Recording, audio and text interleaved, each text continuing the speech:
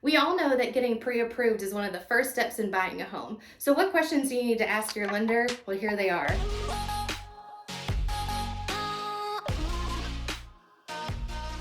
First of all, what type of loan are you pre-approved for? Is it conventional loan, USDA, FHA, a VA loan? All different types of loans are going to have different factors actually when you're looking at houses.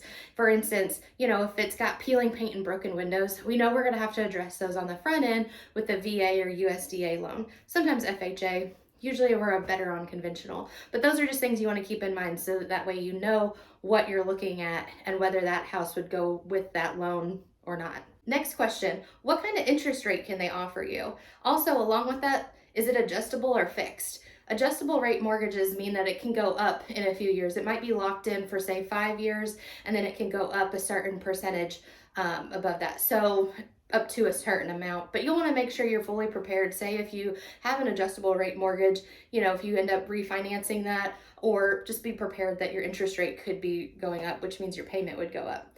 Also, sometimes we can even ask for a seller in negotiations to pay points to get your interest rate down, which would bring your payment down as well. Also, along with interest rate, when can they lock that rate in? If you're getting pre-approved now and your interest rate is, 5.25, but say you take a couple of months to find a house, you're not necessarily locked into that rate. It could go up, a point or whatnot, by the time you find a house. So make sure that you're aware, you're not locked into that rate. When can they lock that rate in for you? One of the most important questions is what are your estimated closing costs and prepaids? So you've got closing costs, which consist of your appraisal, your bank fees, your title search, all of that fun stuff. It doesn't include your inspections though. Those are usually paid outside of closing. And then your estimated prepaids would be like a certain number of months of taxes, certain number of months of insurance, that they go ahead and fund an escrow account for you. So that way, when it comes time to pay taxes and insurance,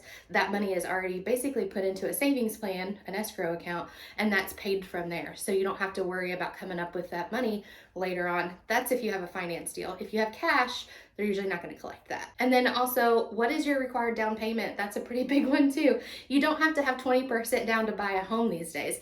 There's different loan options with different numbers, and the best thing to do is talk to a lender about what the varying options are for your circumstance.